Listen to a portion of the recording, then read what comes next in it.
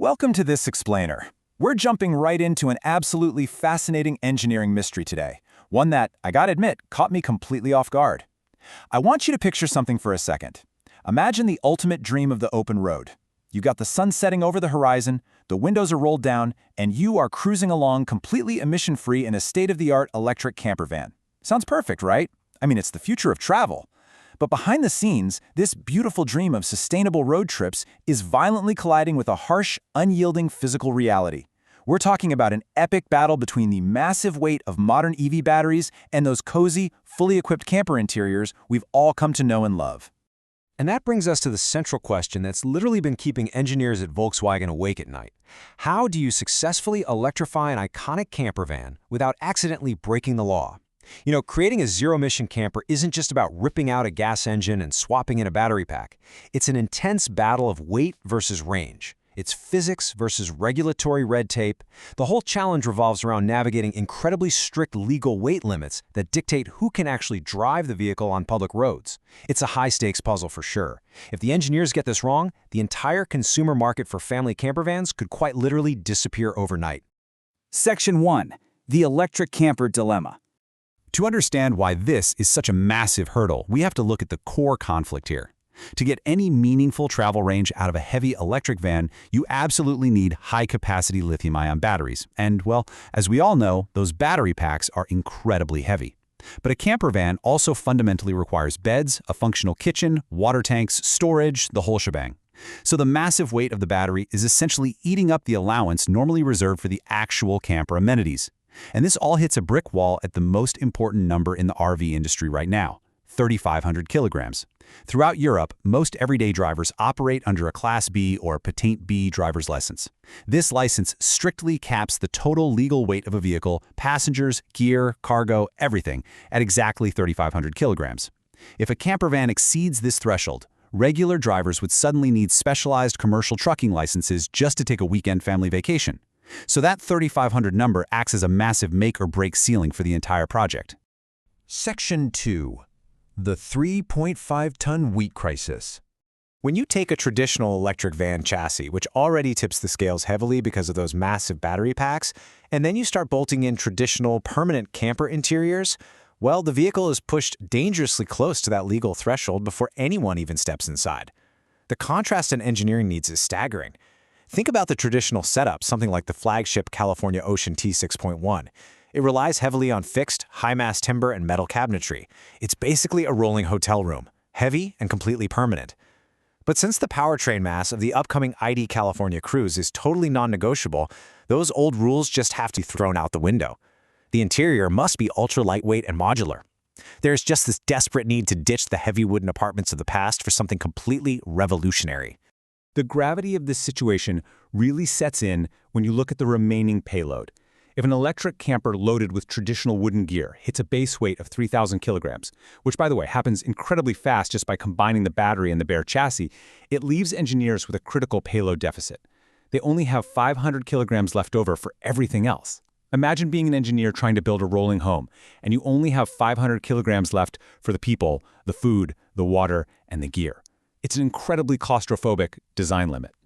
When you actually crunch the numbers on that 500-kilogram reality check, the math is terrifying for a consumer product. Let's say you put 4 average adults on the van. Boom, that's about 320 kilograms gone immediately. You're left with a mere 180 kilograms for all of your fresh water, your food, your clothing, and safety gear. And what if you want to bring a couple of bicycles or some surfboards for the weekend? Actually, scratch that, you literally can't. Adding them would push the vehicle right over the 3,500 kilogram limit. It's wild to think about, but you'd be forced to choose between leaving your surfboards at home or actively breaking the law. Without a radical solution, this heavy EV camper just turns into a massively expensive paperweight. Section 3. Inflatable tech to the rescue. So clearly, any traditional approach was just doomed to fail here. Since the battery weight couldn't be reduced without sacrificing range, the engineers had to look far outside the automotive industry for a lifeline. They pivoted to an unexpected, extreme sports-inspired hero, Enter Stuff Bubble, an incredibly innovative Bavarian firm. Volkswagen actually formed a strategic partnership with them to completely rethink what a campervan interior could even be.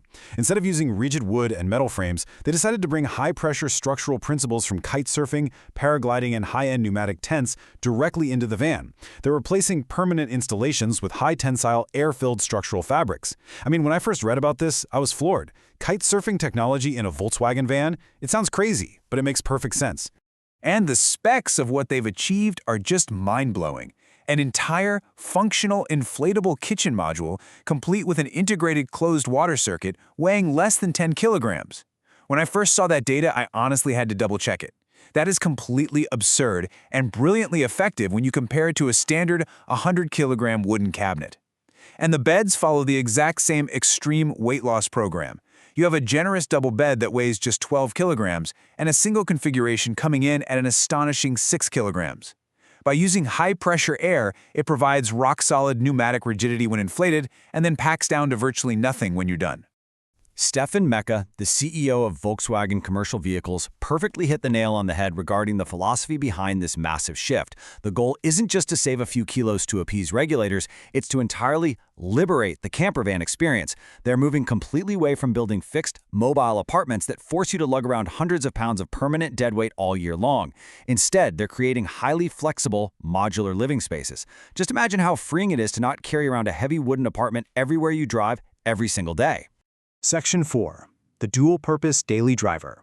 By shedding all that permanent weight, these lightweight modules don't just solve a legal payload problem, they create an entirely new, highly versatile dynamic for the vehicle. The van is no longer just a dedicated camper that sits idle in your driveway 11 months out of the year. Let's walk through how this actually works in real life. Imagine it's a Tuesday morning. Your van is completely stripped down, acting as a high-capacity, super spacious commuter or cargo vehicle, because the kitchen and beds weigh next to nothing and were removed in minutes. But then, Friday afternoon rolls around. A single person easily carries and installs the deflated modules. You simply pump them up, and boom, you are in weekend mode. You now have a fully equipped camper ready to comfortably sleep 4 people. It completely maximizes the owner's return on investment by merging everyday utility with weekend adventure seamlessly. Section 5. The Road to 2028. So, when can we actually expect to see this on the road? The timeline for this futuristic vision of modular mobility is closer than you might think. The structural foundation was already laid back in 2022 with the world premiere of the all-electric ID Buzz architecture, but the crucial next step is coming up really fast. The ID California Cruise prototype is scheduled to make its highly anticipated debut on August 28, 2026 at the Caravan Salon. This upcoming debut is monumental because it will prove this extreme sports technology actually works in a consumer vehicle, paving the ultimate way for the official commercial launch of the fully realized electric campervan in 2028. And that brings us to the end of our journey today. In this explainer, we've explored exactly how Volkswagen is tackling the massive EV weight crisis head-on, trading heavy wooden cabinets for extreme sports inflatable tech, and in the process, totally reinventing the campervan into a dual-purpose daily driver. I want to sincerely thank you for joining me and unpacking this engineering mystery with me today. It is such an exciting time for sustainable adventure, so I'll leave you with this one provocative thought. After seeing how radically lightweight and modular the ID. California Cruise is shaping up to be, how flexible do you want your future vehicle to be? Until next time, keep exploring.